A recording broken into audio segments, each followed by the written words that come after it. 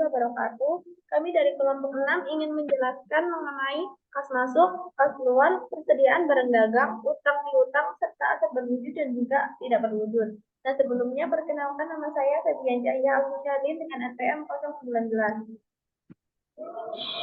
Perkenalkan, nama saya Indrawan Nenggolan dengan NPM 007. Perkenalkan, nama saya Nadia Eka Ramayanti dengan NPM 008. Perkenalkan, nama saya Hasina dengan NPM 025.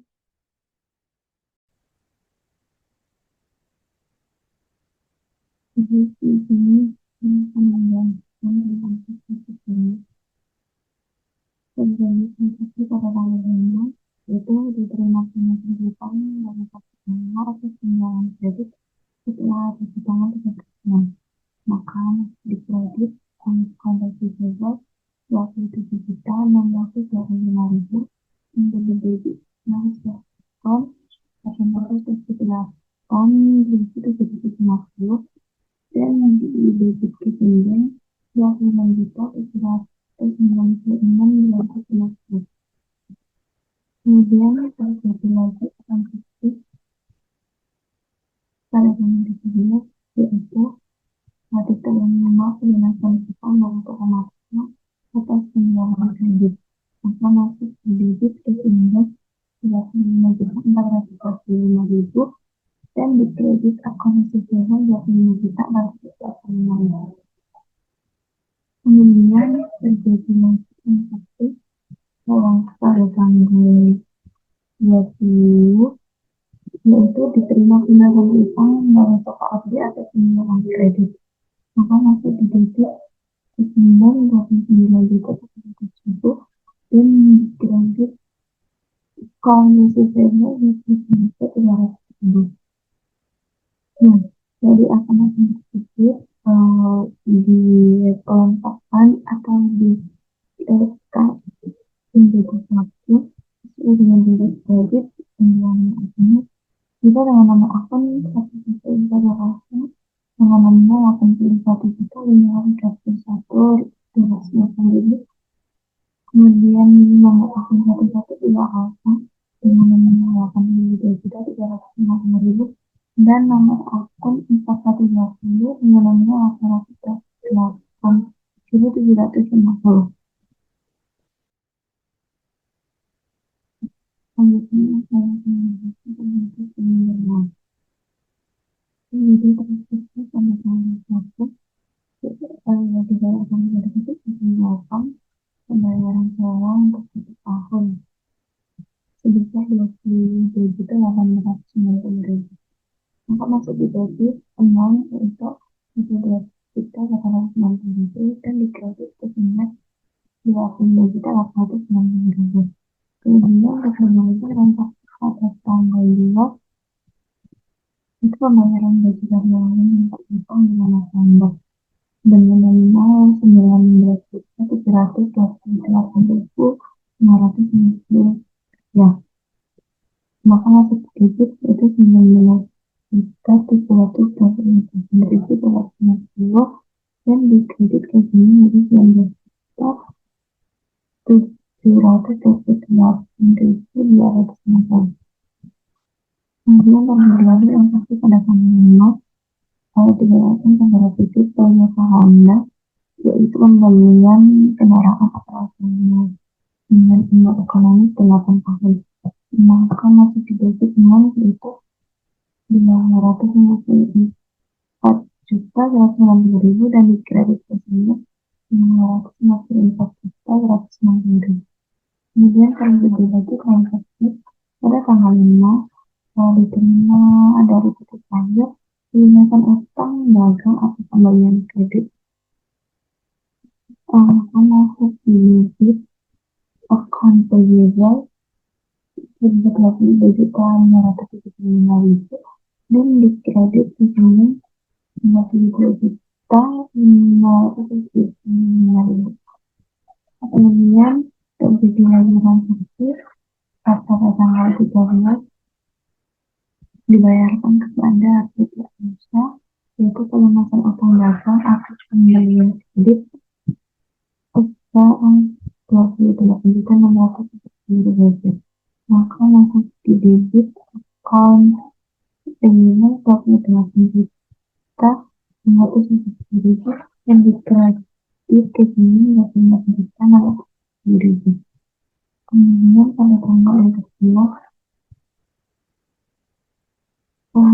dibayarkan kepada Bank Harapan, yaitu pelunasan pajak atas laporan SPT masa bulan November yang disampaikan VAT, yaitu payroll effect tax dan payroll 18 juta dengan menunjuk debit 300, maksudnya di debit order di debit amount 8.387.300 dan juga di rekening 21.132.750. Kemudian income tax additional yang memiliki Indonesia sejumlah 1.350.700 akan masuk di debit amount 1.197.700 dan di rekening 9.917. Kemudian income tax additional 25 per 29.000 dengan 977.750 akan masuk di debit amount yaitu 987.750. Kemudian pembeli transaksi pada tanggal 22 Desember itu dibayarkan kepada polisi Jawa, yaitu pembayaran angsuran utang bank hingga dijuta 292.500 akan masuk di debit umum yaitu 7.292.500. Serta beban bunga sebesar 2.625.300 akan masuk di debit umum yaitu 2.625.300. Jadi penyinggungan dia jadi aksi yang terjadi dalam dirinya tersebut disampaikan atau tindakan sesuai dengan nama akun dan dengan masing-masing, yaitu dengan nama akun 1180 dan 1111 dengan nomor 379.073.800. Kemudian nomor akun itu diberangkatkan dengan nominal 250.450.000 dan nomor akun kekerasan dengan nominal 50.205.000. Kemudian nomor akun 2150 nominal 19.322.250. Kemudian nomor akun 2130 nominal 19.347.300. Kemudian nomor akun 2132 dengan nominal 1.350.700. Kemudian nomor akun 2134 dengan nominal 987.790. Kemudian nomor akun 2240 dengan nominal 3.292.500. Dan nomor nominal 9111 dan nomor akun 9110 dengan nominal 2.620.000. Baik, selanjutnya saya akan menjelaskan kartu persediaan PT Delima Jaya pada Desember 2020 dengan menggunakan metode FIFO no item T1201 nama barang TPSAF 14. Pada tanggal 1 Desember saldo 60 unit dengan harga satuannya Rp1.100.000 dan jumlahnya Rp66 juta. Pada tanggal 7 Desember terjadi purkes atau pembelian senilai 35 unit dengan harga satuan Rp1.125.000 dan jumlahnya Rp39.375.000 karena menggunakan metode FIFO. Jumlah saldo sebelumnya dituliskan kembali yaitu 60 unit dengan harga satuan Rp1.100.000 dan jumlahnya Rp66 juta dan 35 unit dengan harga satuan Rp1.125.000 jumlahnya Rp39.375.000. Pada tanggal 8 terjadi penjualan atau sales sebanyak 37 unit dengan harga satuan Rp1.100.000 yang dimana didapat dari harga barang yang masuk pertama yaitu 60 unit dan jumlahnya Rp40.700.000. Sisa saldo didapat dari 60 unit dikurangi 37 unit menjadi 23 unit dengan harga satuan Rp1.100.000. Dan untuk barang yang 35 unit diturunkan atau dituliskan kembali. Pada tanggal 14 terjadi penjualan atau sales sebanyak 23 unit dengan harga satuan Rp1.100.000 dan jumlahnya Rp25.300.000. Sisa saldo Rp0 karena 23 unit dikurangi 23. Dan untuk barang yang 35 unit diturunkan atau dituliskan kembali. Pada tanggal 14 terjadi purkes atau pembelian sebanyak 38 unit dengan harga satuan Rp1.125.000 dan jumlahnya Rp47.750.000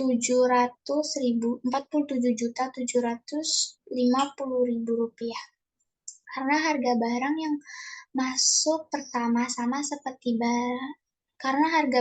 masuk sama seperti barang yang pertama kali masuk, maka 35 unit ditambah 38 unit menjadi 37 unit dengan harga satuan Rp1.125.000 dan jumlahnya Rp80.125.000. Pada tanggal 19 terjadi purkes retur atau retur pembelian sebanyak 3 unit dengan harga satuan Rp1.125.000 dan jumlahnya Rp3.375.000 karena adanya retur pembelian barang yang kita punya sebelumnya menjadi berkurang yaitu 73 unit dikurangi 3 unit menjadi 70 unit dengan harga satuannya Rp1.125.000 dan jumlahnya Rp78.700.000.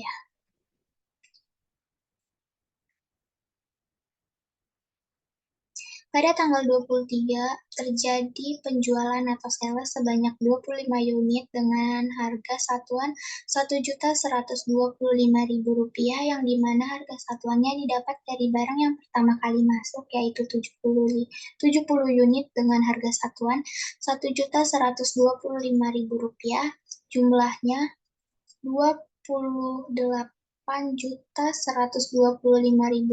dan sisa saldo 70 unit dikurangi dengan 25 unit menjadi 45 unit dengan harga satuan Rp1.125.000 jumlahnya Rp50.650.000. Pada tanggal 27 terjadi sales retur atau retur dari penjualan sebanyak 2 unit dengan harga satuan Rp1.125.000. Karena ini retur penjualan, maka saldo barang kita bertambah yaitu 45 unit ditambah 2 unit menjadi 47 unit dengan harga satuan Rp1.125.000 jumlahnya Rp52.825.000. Dan transaksi yang terakhir yaitu transaksi pada tanggal 28 Desember terjadi purkes atau pembelian sebanyak 18 unit dengan harga satuan Rp1.150.000 Rp20.000, jumlahnya Rp20.700.000. Karena menggunakan metode FIFO, jumlah saldo yang sebelumnya dituliskan kembali yaitu 47 unit dengan harga satuan Rp1.125.000, jumlahnya Rp52.825.000, dan 18 unit dengan harga satuan Rp1.150.000, jumlahnya Rp27.700.000. Pertama, sebelum membuat daftar saldo utang dan piutang, kita membuat buku besar pembantu utang dan piutang. Saya akan menjelaskan terlebih dahulu buku besar pembantu piutang. Yang pertama ada toko olah. Pada tanggal 1 Desember, saldo awal PT Olam adalah Rp27.625.000. Kemudian pada tanggal 5 terjadi pelunasan piutang, maka masuk kas receive jurnal atau kas masuk kredit sebesar Rp27.625.000. Maka saldo PT Olah Toko Olah menjadi 0 karena saldo awal dikurangi dengan transaksi tanggal 5. Kemudian pada tanggal 14 terjadi penjualan secara kredit, maka masuk sales jurnal atau jurnal penjualan di sebelah debit sebesar Rp71.428.500. Kemudian saldo PT Olah menjadi Rp71.428.500. Kemudian yang kedua ada Toko Abdi. Pada tanggal 1 Desember, saldo awal Toko Abdi adalah Rp29.300.000. Dan pada tanggal 8 terjadi penjualan secara kredit, maka masuk sales jurnal sebesar Rp106.771.500. Maka saldo berubah menjadi Rp136.071.500 didapat dari Rp29.300 ditambah Rp106.771.500. Pada tanggal 20 terjadi pelunasan piutang sehingga masuk kas receive jurnal atau kas masuk di sebelah kredit sebesar Rp29.300. Maka saldo akhir menjadi Rp106.771.500 didapat dari Rp136.071.500 dikurangi Rp29.300. Yang ketiga ada Toko Marsha. Pada tanggal 1, saldo awal Toko Marsha adalah Rp25.425.000. Kemudian pada tanggal 13 terjadi pelunasan utang, maka masuk kas receive jurnal sebesar Rp25.425.000 dan saldo menjadi 0 karena Rp25.425.000 dikurangi dengan Rp25.425.000. Kemudian pada tanggal 23 terjadi penjualan secara kredit, maka masuk sales jurnal sebesar Rp90.882.000. Maka saldo menjadi Rp90.882.000. Pada tanggal 27 terjadi penjualan, maka masuk general jurnal sebesar Rp5.160.375. Maka saldo menjadi Rp85.720.625 didapat dari Rp90.882.000 dikurangi dengan Rp5.160.375. Jika sudah selesai membuat buku besar pembantu piutang, selanjutnya kita membuat buku besar pembantu utang. Yang pertama ada PT Cahyo. Pada tanggal 1 Desember, saldo awal PT Cahyo sebesar Rp22.575.000. Kemudian pada tanggal 5 terjadi pelunasan utang, maka masuk kas payment jurnal atau kas keluar sebesar Rp22.575.000, maka saldo menjadi nol karena 22.575.000 dikurangi dengan 22.575.000. Kemudian tanggal 14 terjadi penjualan secara kredit, maka pada tanggal 14 terjadi pembelian secara kredit, maka masuk purchase jurnal sebesar 90.145.000, maka saldo menjadi 90.145.000. Pada tanggal 19 terjadi pembelian, maka masuk general jurnal sebesar 6.407.500, maka saldo menjadi 83.737.500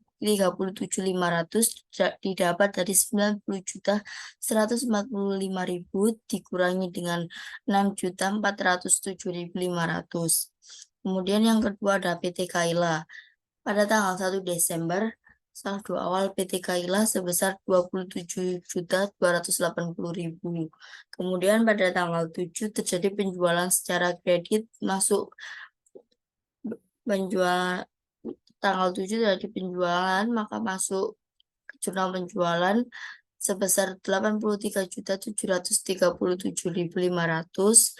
Kemudian saldo menjadi 111.017.500 didapat dari 27.280 ditambah dengan 83.737.500. Kemudian yang ketiga ada PT Alsa. Pada tanggal 1, saldo awal PT Alsa sebesar 28.670. Kemudian pada tanggal 13 terjadi kas keluar atau kas payment jurnal sebesar 28.670.000. Maka saldo menjadi 0. Kemudian pada tanggal 28 terjadi pembelian, maka masuk purchase jurnal atau jurnal pembelian sebesar 58.520.000. Maka saldo akhir menjadi 58.520.000. Untuk menginput daftar saldo utang dan piutang, nominal yang digunakan adalah nominal saldo yang paling bawah seperti ini.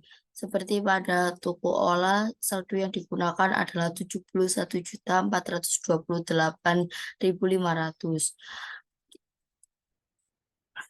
Berikut merupakan daftar saldo piutang dagang pada bulan Desember.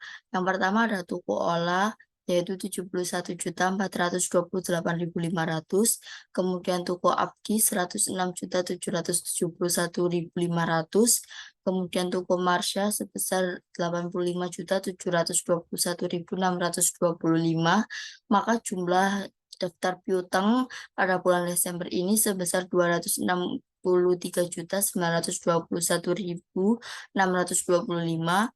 Kemudian untuk saldo utang dagang, yang pertama ada PT Cahyo, yaitu sebesar 83.737.500. Kemudian yang kedua ada PT Kaila sebesar 111.017.500. Yang ketiga ada PT Alsya sebesar 58.520.000. Maka saldo utang dagang pada bulan Desember ini sebesar 253.253.275.000. Laporan neraca diambil dari neraca lajur dibagi menjadi dua jenis. Nah, yang pertama itu current asset atau aset lancar, dan yang kedua itu fixed asset atau aset tetap. Nah, current asset itu terdapat cash in bank sebesar Rp198.016.400 dan petty cash sejumlah Rp13.145.425. Akun receivable sebesar Rp263.921.625 dikurangi allowed for the full debt sejumlah Rp21.113.730 dengan jumlah Rp242.895. Selanjutnya, merchandise inventory sejumlah 242 juta. Sorry.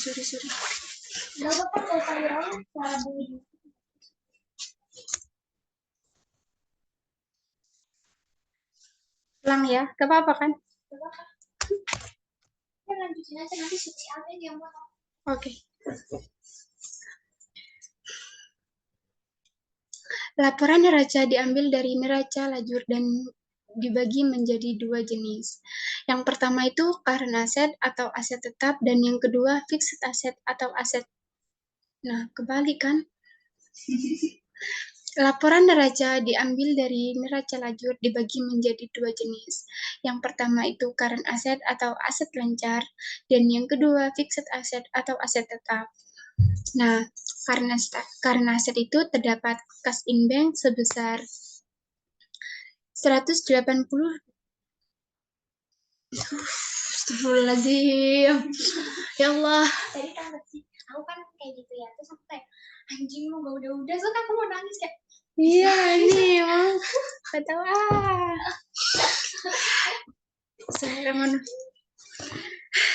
sumpah aku ini sampai kayak monyet. Udah terakhir, tag terakhir lah.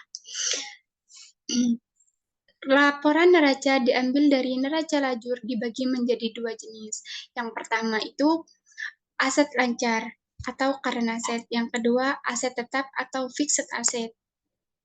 Nah, yang current asset itu terdapat cash in bank sejumlah 1.980